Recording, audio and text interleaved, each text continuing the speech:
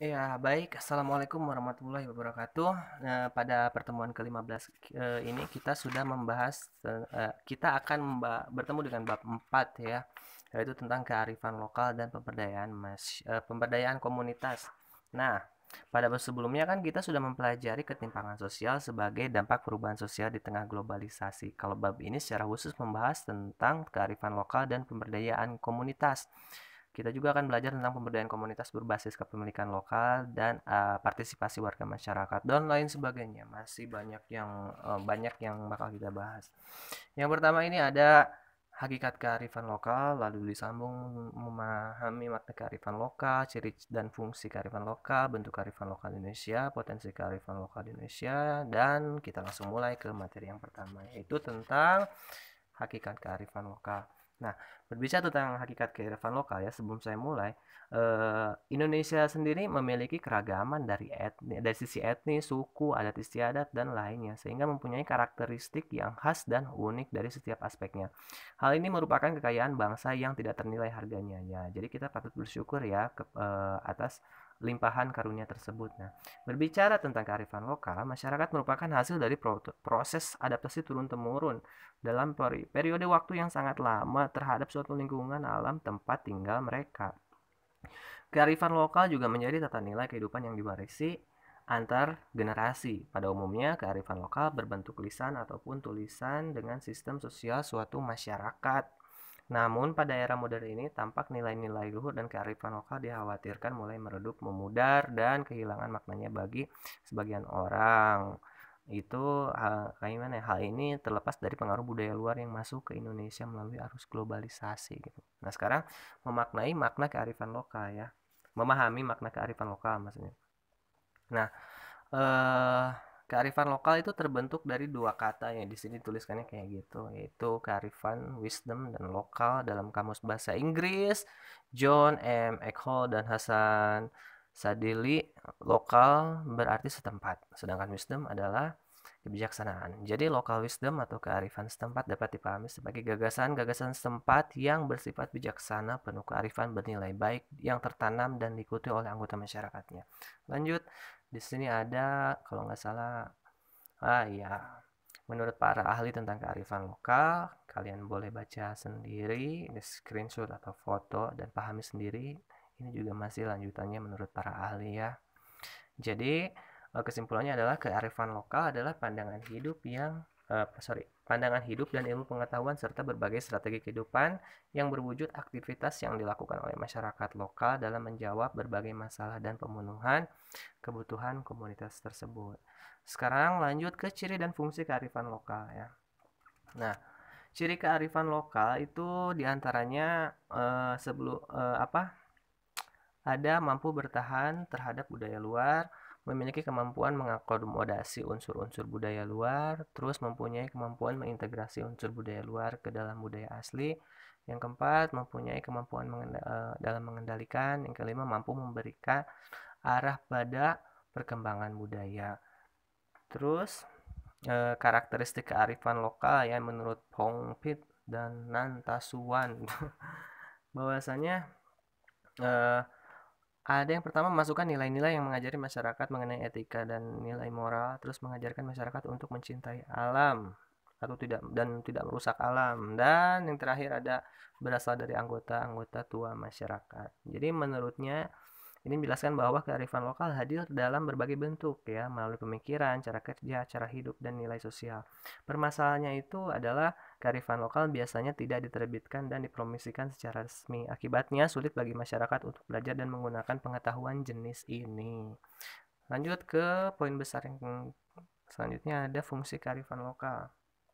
Nah, di sini dikatakan bahwa fungsi kearifan lokal yang pertama konservasi dan pelestarian sumber daya alam, pengembangan sumber daya manusia, pengembangan kebudayaan dan ilmu pengetahuan sebagai petuah, kepercayaan, sastra, dan pantangan. Terus yang kelima ada bermakna sosial, bermakna etika dan moral, dan yang ketujuh ada bermakna politik. Nah, kalau misalkan bermakna yang ini ya, yang konservasi pelestarian sumber daya alam nanti juga kita akan bahas lah kalau kalau ingat ya. Yang kedua ya, pengembangan sumber daya manusia. Itu misalnya kayak berkaitan dengan upacara daur hidup, terus konsep kanda patrate gitu ya. Yang ketiga, berfungsi untuk pengembangan kebudayaan ilmu dan pengetahuan ya. Hal yang bermakna sosial nih, menyenangkan nih. Misalnya kayak sebagai integrasi, misalnya upacara integrasi komunal atau kerabat serta upacara daur pertanian.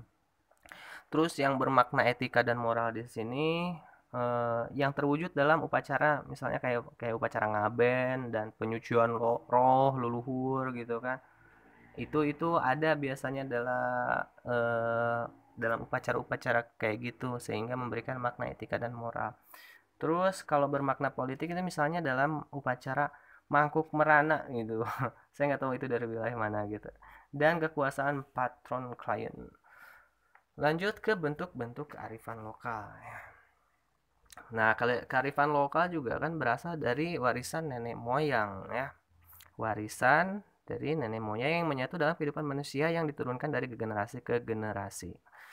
Terdapat yang mengklasifikasikan bentuk kearifan lokal ke dalam dua aspek. Nah, bentuk kearifannya itu yang berwujud nyata dan tidak berwujud. Kita lanjut ke yang pertama dulu, berwujud nyata. Nah, bentuk kearifan lokal yang berwujud nyata itu meliputi aspek yang pertama tekstual. Tekstual di sini maksudnya beberapa jenis kearifan lokal itu contohnya kayak sistem nilai, tata cara, dan aturan yang digunakan dalam bentuk catatan tertulis. Contohnya kayak yang kita temui kalau misalkan kita ke Jawa itu orang-orang Jawa pedalaman tuh mereka masih percaya dengan yang namanya kitab primbon atau kitab tradisional Jawa gitu ya. Terus kalender-kalender gitu ya. Apa Kliwon, Jumat Legi, Kamis Jumat Kliwon gitu kan. Dan naskah-naskah pada lembaran daun lontar. Nah, itu dia tentang primbon itu sebetulnya mereka ada sebelum Islam masuk ya, kalau tidak salah. Yang selanjutnya ada bangunan arsitektural. Contohnya terdapat dalam seni arsitektur. Eh apa eh, Konsep kearifan lokal juga berasal dalam seni arsitektur rumah ya, kayak adat suku-suku di Indonesia. Banyak bangunan-bangunan tradisional di Indonesia yang merupakan cerminan bentuk kearifan lokal. Hal ini tuh dapat dilihat dari bentuk ornamen, tata letak, interior dan sebagainya. Sebagai contoh tuh kayak pendopo Jawa tuh, terus rumah gadang di Minangkabau, terus juga ada rumah tongkonan ya di Toraja. Saya cinta Toraja. Lanjut ke C.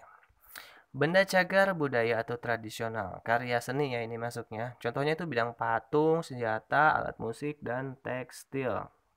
Nah, contohnya tuh kayak keris Jawa, keris dari Jawa. Dilihat dari aspek seni, keris memiliki fungsi sebagai seni simbol dan keris dapat pula menjadi perlambang dari pesan empuk pembuat keris. Lanjut ke tidak berwujud ya. Nah, selain bentuk kearifan yang berwujud, terdapat juga bentuk kearifan yang tidak berwujud. Contohnya petuah yang disampaikan secara verbal dan seni suara berupa nyanyian, pantun, cerita yang syarat nilai-nilai ajaran tradisional. Melalui petuah atau bentuk kearifan yang tidak berwujud lainnya. Nilai ini sosial disampaikan secara verbal dari generasi ke generasi. Lanjut, bicara tentang potensi kearifan lokal. Belum. Pada masyarakat Indonesia, kearifan-kearifan lokal dapat ditemui dalam nyanyian, pepatah, sasanti, petua, semboyan, dan kitab-kitab kuno yang melekat dalam perilaku sehari-hari. Kearifan lokal biasanya tercermin dalam kebiasaan-kebiasaan hidup masyarakat yang telah berlangsung lama. Nah, keberlangsungan kearifan lokal akan tercermin dalam nilai-nilai yang berlaku dan dalam kelompok masyarakat tertentu. Nilai-nilai itu ya menjadi pegangan kelompok masyarakat tertentu yang biasanya akan menjadi bagian hidup tak terpisahkan yang dapat diamati melalui sikap dan perilaku mereka sehari-hari. Nah, di sini ada beberapa kearifan lokal yang terdapat dalam masyarakat Indonesia. Yang pertama itu ada kearifan lokal dalam karya-karya masyarakat. Nah, masyarakat Jawa ya misalkan memiliki batik dan menjadi ciri khas dan kebanggaan Indonesia ya karena enggak cuma motifnya aja yang indah namun di balik motif tersebut pasti tersimpan makna yang mendalam ya. Mungkin aja motif-motif tersebut juga berisi nasihat, harapan dan lain sebagainya gitu ya untuk penganut-penganut itu ya. Yang kedua ada kearifan lokal dalam memanfaatkan sumber daya alam. Nah, ini mengajarkan kita untuk tidak mengeksploitasi alam secara berlebihan. Tentunya hal ini bukan tanpa maksud, melainkan agar berkelanjutan hidup dan diri kita sendiri terus terjaga. Lanjut ke kearifan lokal dalam bidang pertanian. Nah, kegiatan pertanian dan bercocok tanam telah dikenal oleh nenek moyang kita ya. Nah, jadi nenek moyang kita tuh sebetulnya sudah mengembangkan sistem pertanian yang ramah lingkungan dan disesuaikan dengan kondisi lingkungan. Gak kayak zaman sekarang ini. Kalau zaman dulu kan sistem pertanian tuh kayak pertanian nyabuk gunung di Jawa Tengah. Terus ada juga mitra cai di Jawa Barat. Nah, sistem pertanian itu dilakukan di dataran tinggi tanpa mengubah kontur tanah, tanpa merusak kontur tanah. Jadi ketika lahan diubah menjadi areal pertanian, kontur tanah tetap dipertahankan sesuai dengan aslinya. Terus itu juga gunanya menghindari longsor. Sistem ini juga menghindarkan hilangnya humus tanah akibat pemotongan kontur tanah gitu. Lanjut kearifan lokal dalam mitos masyarakat. Oh, mitos terhadap pohon-pohon keramat. Contohnya banyak dijumpai di berbagai wilayah Indonesia. Sebagai contoh, penduduk Jawa dan Bali yang menganggap pohon besar memiliki roh penunggu, ada hantunya, misal ada rohnya, sehingga tidak boleh ditebang. Didasari atau tidak, mitos ini sangat membantu keseimbangan alam sih sebetulnya. Nah, pohon besar secara ilmiah memang menyimpan cadangan air, tanah, dan penyedia oksigen ya.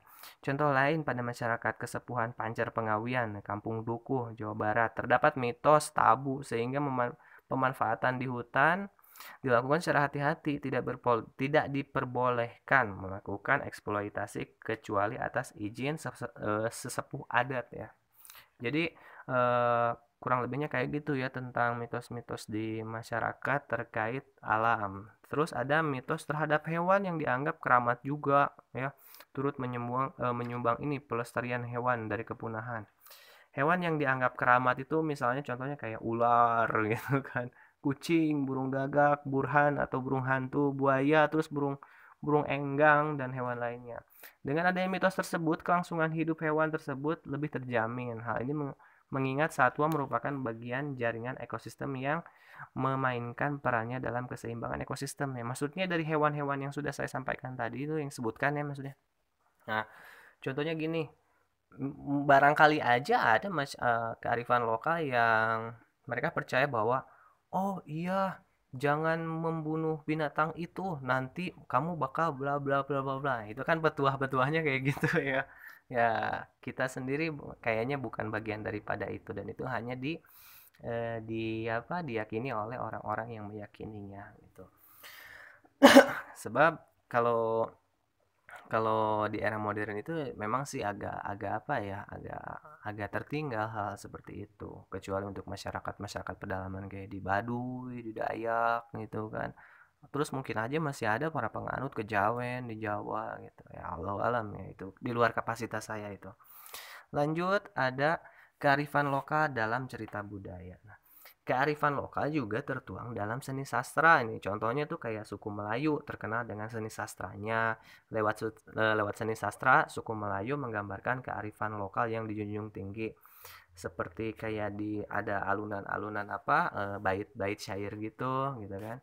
Nah, dapat diambil kesimpulan bahwa kearifan lokal di Indonesia mengandung nilai-nilai yang patut kita teladani. Sikap dapat kita contoh antara lain kecintaan dan kebanggaan terhadap tanah air, menjaga kelestarian, lingkungan, mengutamakan kebersamaan, saling menghormati dan saling mencintai dan tolong menolong.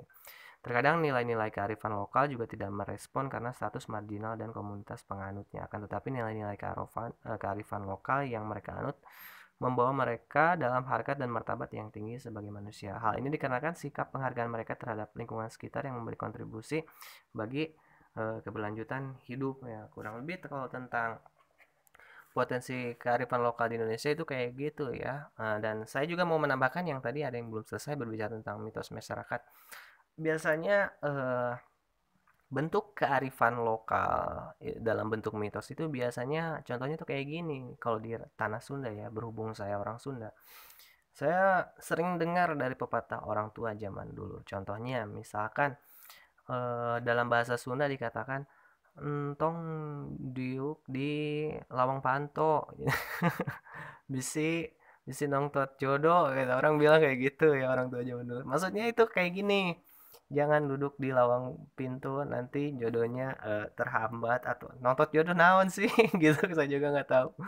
Terus eh apa ya, jangan jangan makan pisang paling samping gitu, juga nggak tahu artinya apa gitu.